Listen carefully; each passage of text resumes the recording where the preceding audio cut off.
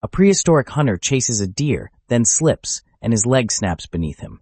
In the wild, a broken leg meant you could no longer run, hunt, or flee. Predators noticed the slow and the wounded long before any human could escape them. Even without predators, a hunter who can't gather food could starve within weeks. Let's look closer at the leg itself. Bones, this thick, don't break gently. Breaking it takes enormous force, a fall, a stampede, or a hunt gone wrong. The pain alone could cause shock, leaving the victim helpless on the open ground. With no medicine, no splints, no doctors, recovery seemed completely impossible back then. A broken femur normally takes many weeks of rest and limited movement to heal. But weeks of stillness means weeks where someone else must feed and protect you. In a harsh world, why would a struggling group spend resources on the helpless? This single broken leg hides the real question we'll chase through this whole story. So, was surviving a broken leg even possible? Let's find out together, step by step. Imagine the exact moment a leg snaps, bone splitting clean through living weight-bearing tissue. Inside, the femur is rich with blood vessels, and breaking it tears them apart. Blood floods the surrounding tissue fast, forming a deep, dangerous internal bruise around the break. Within minutes, the leg swells tight as fluid and inflammation surge into the wounded area. That swelling presses on nerves, sending overwhelming pain signals racing toward the brain. Now the cruelest problem, the leg cannot bear weight, so movement becomes utterly impossible. For prehistoric humans, immobility meant no hunting, no fleeing predators, no fetching their own water. And an open fracture where bone pierces skin opens a doorway for deadly infection. Without antibiotics, a single infection could turn a survivable break into a death sentence. Yet the body fights back. It has its own ancient automatic repair sequence. First, that blood clot becomes a soft scaffold where new bone tissue can grow. Over weeks, that soft callus slowly hardens into solid bone, knitting the break together. But healing is greatly helped by one thing, keeping the limb still and resting. Weeks of stillness while bleeding, swelling, pain, and infection all conspire against a lone survivor. So who kept him alive through all those helpless weeks? That question leads us onward. To answer that, scientists dig up the dead and read survival written directly into ancient bone. Paleopathologists are detectives of skeletons, hunting clues of old injuries hidden inside ancient remains. A fresh break leaves jagged, raw edges, clear marks of recent unhealed damage. But a healed break looks different, smoothed over, knitted, telling us the person lived afterward.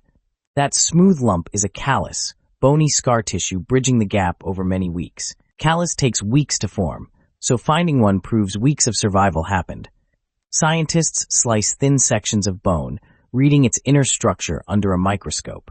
From the callus shape, they reconstruct how the leg was held while it mended. A crooked, badly set bone shows survival, but also no one straightened it properly. A straight, neatly aligned heel hints someone deliberately set and supported the broken limb. Tiny shrunken muscle attachments reveal a leg that went unused, stillness frozen into bone. Across many sites, archaeologists keep finding these healed fractures. Survival wasn't rare or accidental. Some individuals survived multiple serious injuries, far beyond what a lone person could endure. Each healed bone is a message.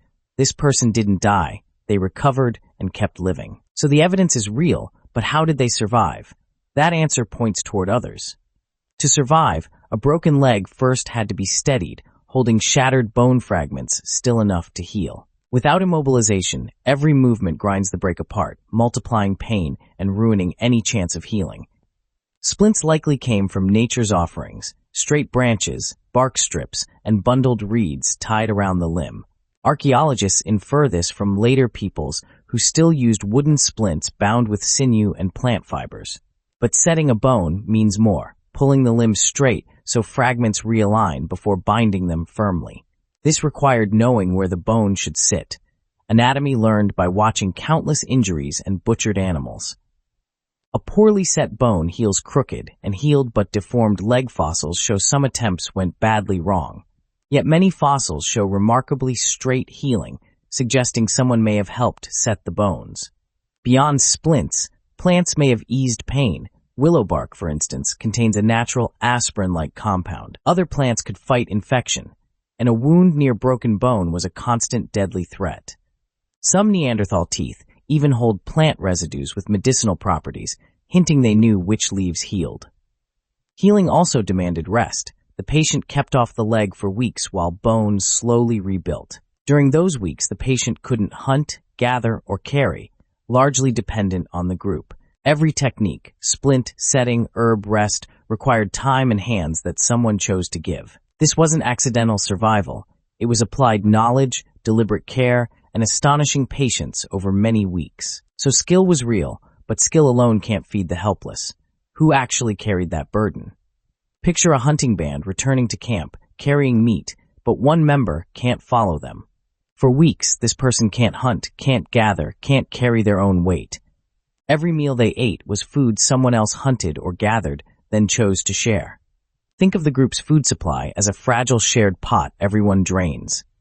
Feeding a helpless person meant the whole band accepted less for themselves. But food was only one burden. They also had to move the immobile. Camps moved with seasons and prey, yet someone unable to walk slowed everyone. Carrying an adult over rough ground for weeks demands real coordinated effort. And beyond food and travel, the injured needed protection from cold and predators. A person who can't run is the easiest target on the whole landscape. So a healed femur isn't one good deed, it's weeks of constant choice.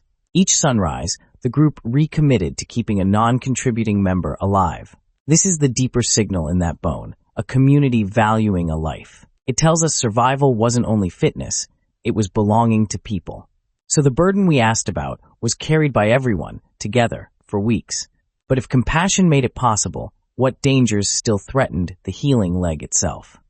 A healing leg could fester with infection, a hidden threat lurking beneath broken skin and bone. But prehistoric humans weren't helpless against pain. They reached for the plants around them. Willow bark held a chemical relative of aspirin, a compound that dulled aching pain. Chewing the bitter bark, the suffering hunter may have felt the sharp pain slowly soften. Utsi the Iceman carried birch fungus, possibly used against the parasites threatening him. This suggests ancient people may have chosen specific remedies deliberately, not random luck, but real knowledge. Someone had to remember which plants healed and which dealt deadly harm. That knowledge lived inside the community's mind, an invisible network of inherited wisdom.